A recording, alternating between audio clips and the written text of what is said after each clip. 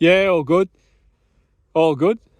Just going for a nice and peaceful Sunday afternoon hike. And I was doing a bit of reflecting on the standards, the difference in standard level between, say,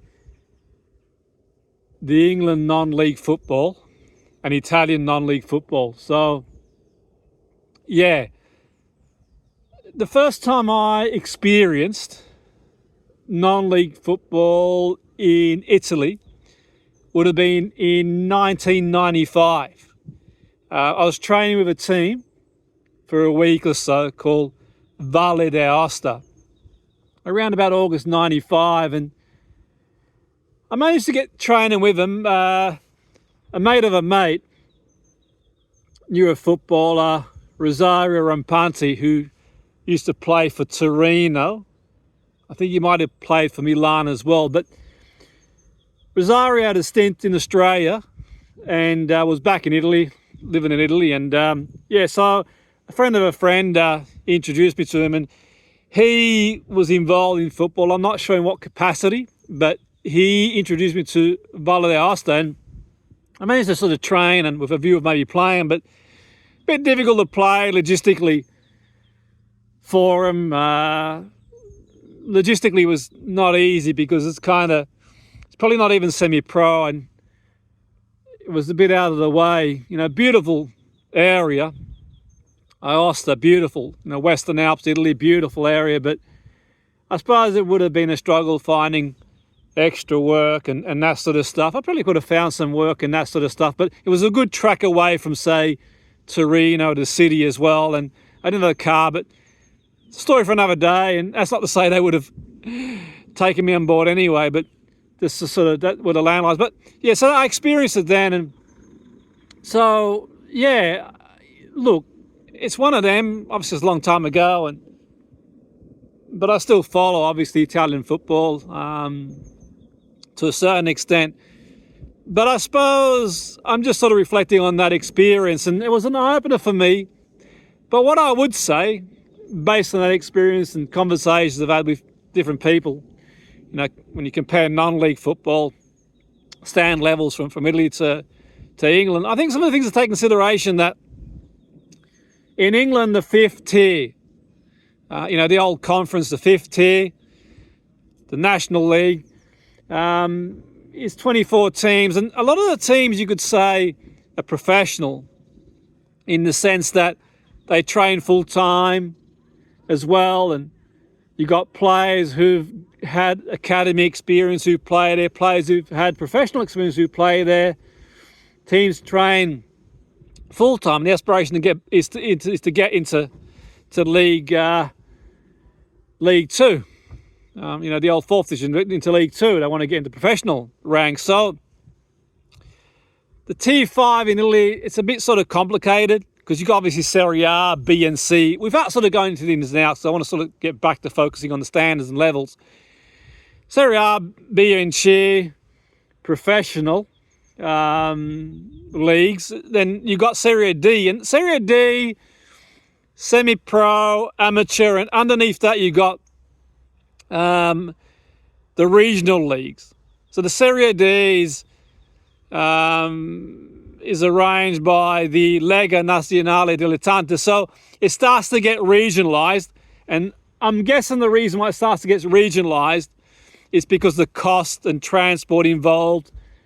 So if you had more like a national league, like say the RB League, and it starts to get costly, obviously. So you get regionalised, and then after that, without going into complexity, you got sort of more regional leagues and that sort of stuff. But I mention that because it kind of sets the scene. So if you look at the fifth tier in England, it's classed as non-league, but you could say it's professional for the most part. So if you go under that, the sixth and seventh tier, the Southern Premier, obviously it's a lot more part-time. But even all that said and done, I would say that even if we take the fifth tier of English football, the National League, the old sort of conference to one side, and start with the sixth and seventh tier, I would argue that in England it's more professional, more organised, more semi-pro. There's probably less players that are semi-pro in the Italian league. And it starts to get amateur, relying on jobs. They might not be training during the week as well. So the infrastructure varies quite widely. There's fewer semi-pro teams in the Italian setup. But then you could argue some teams in Serie D, for example, they might have been clubs that sort of have made their way down, that are reasonably big clubs who've got a good setup type thing, but there is a transparency there. But all things said and done, you'd say that, D and below in Italy don't have the infrastructure. They don't have the fans that you get in non-league, and they don't have the infrastructure, the sort of club set up and that sort of stuff. But all that said and done, Aosta was incredible. The stadium was sort of like, in the Western Alps somewhere, and I think it was about 2000. I don't know if this club is still around and the stadium's still there. I don't think it is, but that's another story, another day. So but I would say that the tempo of the game in England in non-league is quicker. You got a quicker tempo, faster, more direct as well, for sure. You could also say the aspirations of the club in England, for the most part, they've got more aspirations to sort of play higher up in the pyramid. So you got maybe in the tier 6 and 7, they want to sort of try and get up into that tier 5. In tier 5, they want to get into the professional setup. As a general rule, they got more sort of aspiration, even the lower tiers, to sort of 8, 9, to work their way up. So there is that as well. I'd say in Italy, it's more tactical, slower pace, more sort of tactical awareness, slower pace, so to speak. You obviously get exceptions to the rule, but that's pretty much where it is. It's faster, more direct England. If I remember correctly, one time at Bake Up, and the gaffer will sort of remember more than me, there was a player actually from Italy. I think he played Interregionale in Italy and came over for a trial. I think he come on for half a game. He might have come on for half a game, if I remember correctly.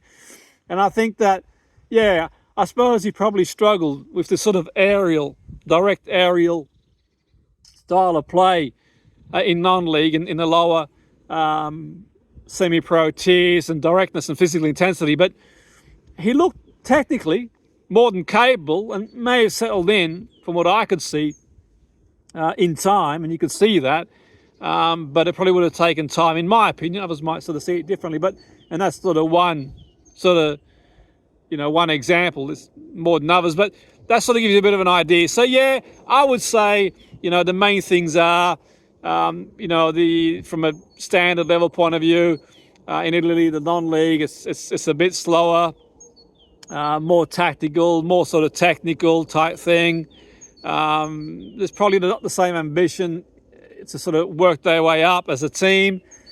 To be fair, in England, the pace is faster.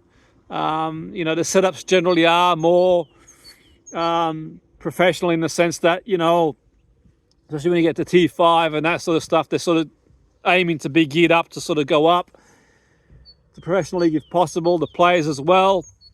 It's a faster pace for sure, more direct in England non-league. But that's sort of my take on it. You might see it differently. Great to hear your input on things. That's just my anecdotal take on things.